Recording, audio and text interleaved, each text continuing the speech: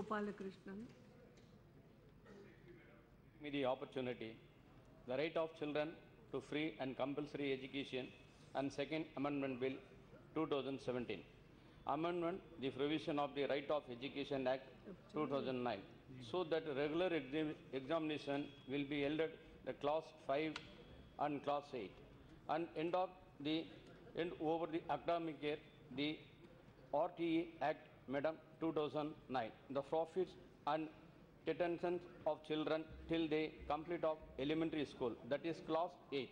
But according to this bill, if he had a child fails the exam, E and C will be given the additional instruction and take the re-examination, else he fails to the examination.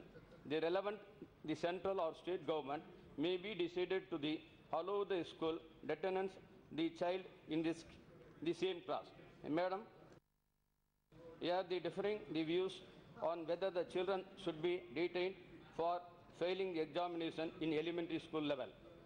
Some argue that automatic promotion reduces the interest of children to learn and for the teachers to teach. Others argue that the detaining the child leads to dropout and does not focus on the systematic fact that effect of learning and such as quality teacher, the school and assessment. The earlier schooling is not only for learning subject only. It is also very essential for socializing and keeping and social and communal harmony. Provision of the bill regarding the assessment and detention are at the various which that most states have demanded in this context. The question is whether the decision should be taken by Parliament to leave this to state legislature is clear, as so will contact the examination which is way lead to education detentions, the center or state or the school. The education which was initially the subject was transformed to the concurrent list by the 24th, 25th, 42 and 44th amendment of the school. The education to up elementary school level, the school should be made a state subject, again the enabling state to the frame of the curriculum for the elementary education according to the different and socio-economic and political and cultural traits. A country like in India with a very vast diversity, they cannot have a single window educational system for the primary and elementary school level. There should be different syllabus for a different state according to the social, local and social and political culture and history and geographical background. Therefore, with the welcome to this bill, we urge upon the government to level the responsibility to the respect of the state government and the execution of the same without any intervention, madam. Thank you, madam. Sri Brother Mehta.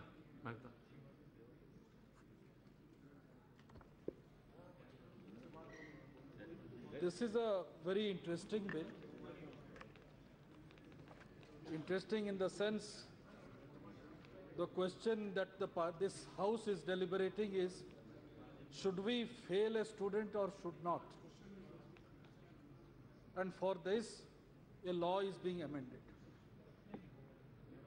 कोई class में student उत्तीर्ण होगा कि नहीं होगा, इस बारे में हम यहाँ चर्चा कर रहे हैं और एक विधेयक के ऊपर अपना मत रखने के लिए खड़े हैं।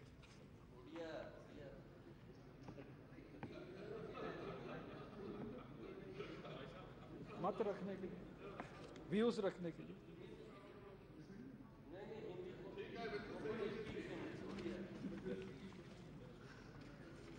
Therefore, it is quite interesting.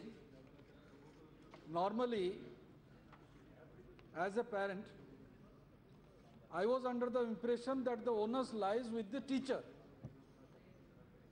Then when wisdom dawned on us then we thought that perhaps it is the management, the managing committee of that specific school or the respective board of that state which determines who is to be passed or who is not to, or continue in that same place, who is to fail. But when this right to education, or as we call it, right of children to free and compulsory education bill was debated in this house earlier, this provision was hotly debated. That because it denies large number of students to continue in a school because of a faulty examination system, that is the reason why we should allow all students to continue being passed from one class to another till he gives an examination in class 8. So basically it is in the elementary stage, there should not be any examination. That was enshrined in the law. And it has continued for quite some time. And it is really very interesting. When I was going through the report of the Standing Committee on HRD, Dr. Satyanarayan Jatia is the chairman of that committee which submitted this report. It is really an eye-opener. You get divergent of views from different organizations who deal with child right, who deal with elementary education, who deal with those who are dropouts, who do not actually climb the veranda of a school. There are a variety of organizations in our country who have actually given their opinion. But two basic things which come before us, that should we deny a child to continue to come to the school by making him pass or making him fail in a class, or should he continue to study in a school till he passes out of class 8? And there are two basic opinions relating to this. And that opinion, one opinion is, unless you have an examination, at least in class 5 and in class 8, you cannot know the merit of the student. And if the student also do not know whether he is actually studying regularly to qualify or not.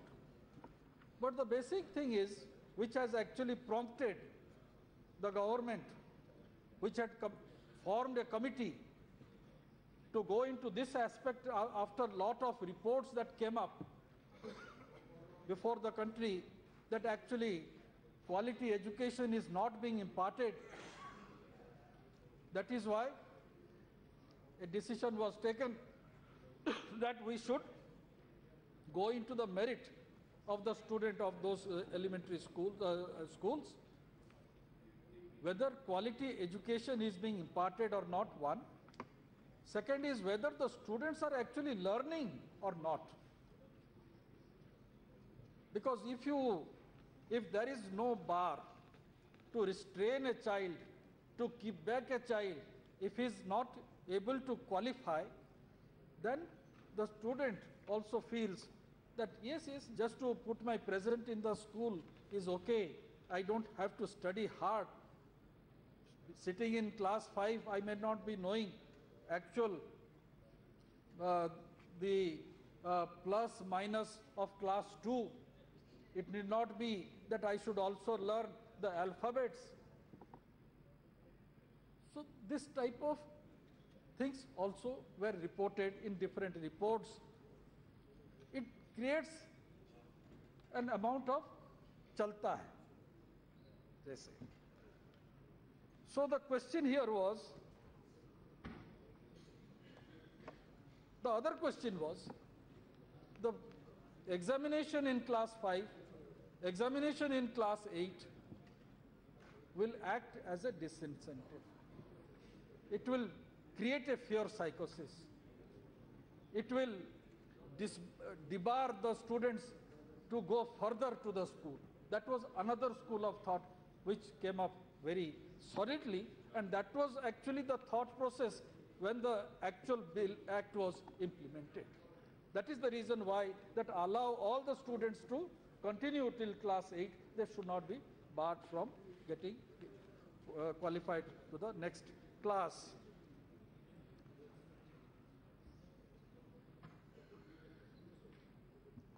But here, today also, with this bill, we are missing one thing.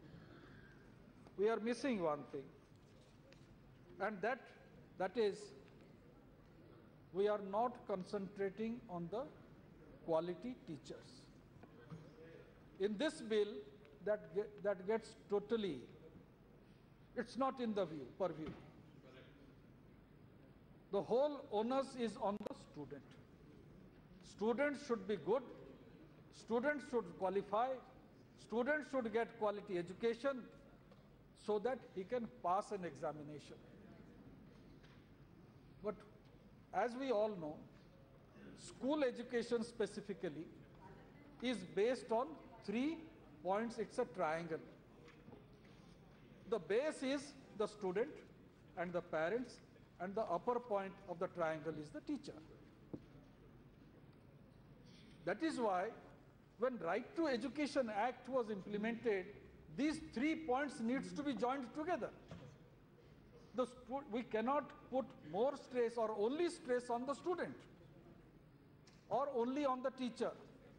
The parents of the student also have an equal partnership to make the child grow and also learn. So that is the reason why there is a need to bring in the parents.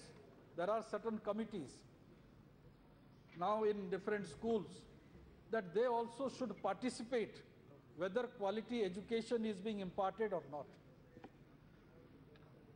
The Act of 2009 prohibits detention of children till they complete elementary education, that is class 8. And this bill seeks to amend this provision only. And as I said, the standing committee observed low learning levels among school children. It noted that with the no detention policy, there is no pressure on the children to learn and on the teachers to teach. वैसे ही होता है. सिर्फ गांव के school के बारे में मैं नहीं कह रहा. शहरांचल का भी जो स्कूल है, वहां भी टीचर हाँ प्रेजेंट ले लिया, एक टीचर रह जाता है, बाकी दो दूसरे काम पे निकल जाते हैं. There is no pressure on the teacher, and there is very little invigilation of the district education department also to see whether the teachers are actually performing their duty. And after an examination is also over,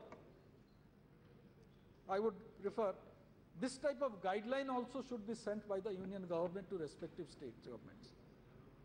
That to see whether the teachers are themselves qualified to give proper education to the teachers or not. Therefore, there is a need for policy change so as to improve the learning of children at the elementary stage of education.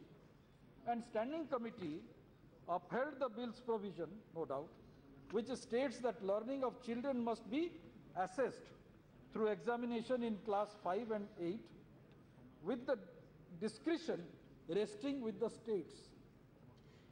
And there is a possibility that they make different rules under this provision, leading to repercussions on the uniformity of elementary education on a system result.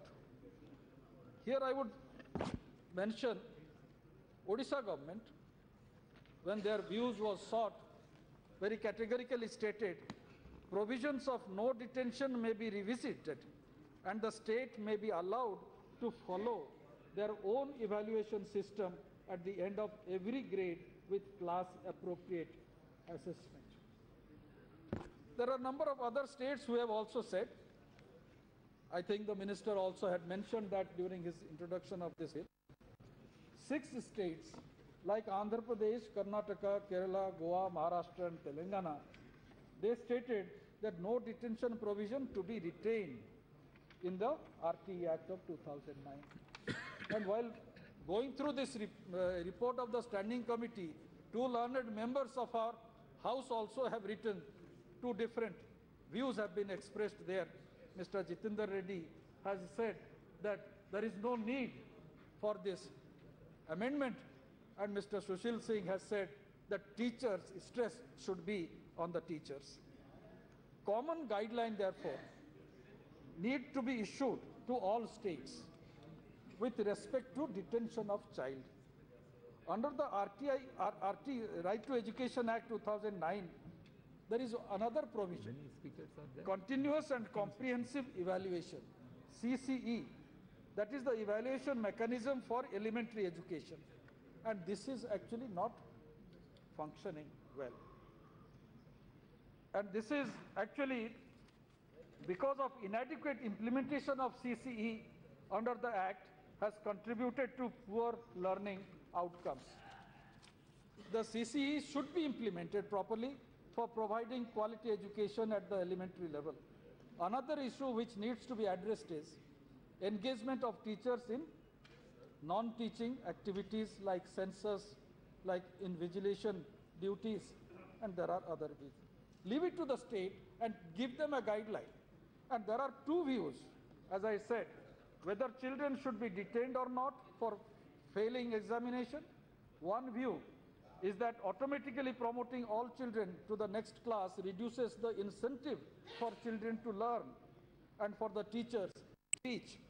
Another view, or the others argue, that detention provision in the RTE Act addresses the issue of examination being used to eliminate children who obtain poor marks, and that compelling a child to repeat a class is demotivating and leads to dropping out of school. Frankly, detention puts the onus of learning on the children. We have gone through the same phase. When we come with less mark in some subject, our parents ask, why did you do this? Didn't you study well? So the onus lies with the student. And you don't have the courage to tell to your parents that, yes, my teacher did not teach this sum or this paragraph in my... And parents also don't believe on the child. But here, as I said, it's in a triangle, the teacher, the student, and the parents. All 3 have to be put together. And frankly, these factors include lack of professionally qualified teachers. Teachers' absenteeism is another issue. Limited infrastructure also is another issue. Thanks to Sarva Shiksha Abhijan, lot of infrastructure has now been created. But now more stress should be given on the providing quality teacher. As I have been told repeatedly, and I have seen it myself when I visit different schools, even government primary schools, the load of the school bag has not lessened yet. Has not lessened. And that actually puts a tremendous psychological pressure on the student. Be he or she may be in class 5 or even in class 7, that load is quite heavy. Attempts should be made.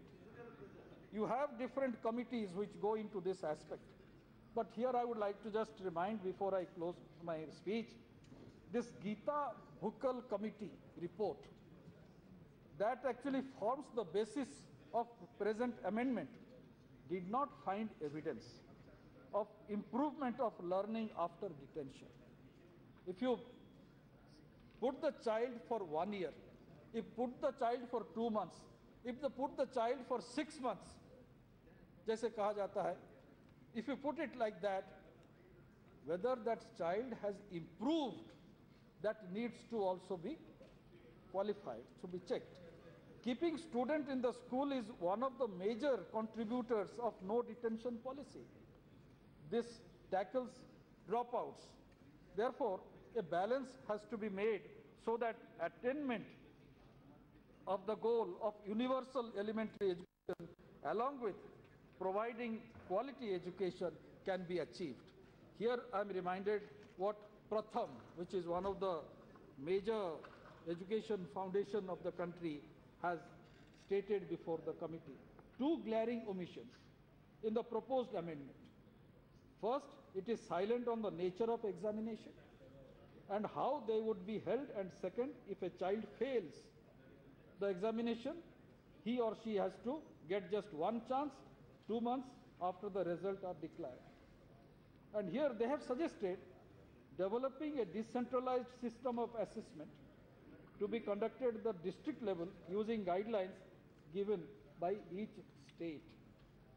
And the amendment should specifically direct the states to give the children under 13 as many opportunities as necessary to pass class 5 examination. However, after the age of 14, children may be allowed 1 year to pass the class 8 and examination and then allowed to leave the formal education stream. They may appear for class 10 examination through open pathway. These are certain suggestions, and my request would be to this government that you give a guideline, leave it to the respective state government education department, let them find out, and it can be more enhanced. Say for instance, there are certain developed districts, there are certain underdeveloped districts. In the elementary education, that provisioning of the school at the district level can also be worked out instead of putting it at a state level thing. Therefore, capacity building of teachers is a major issue which needs to be tackled.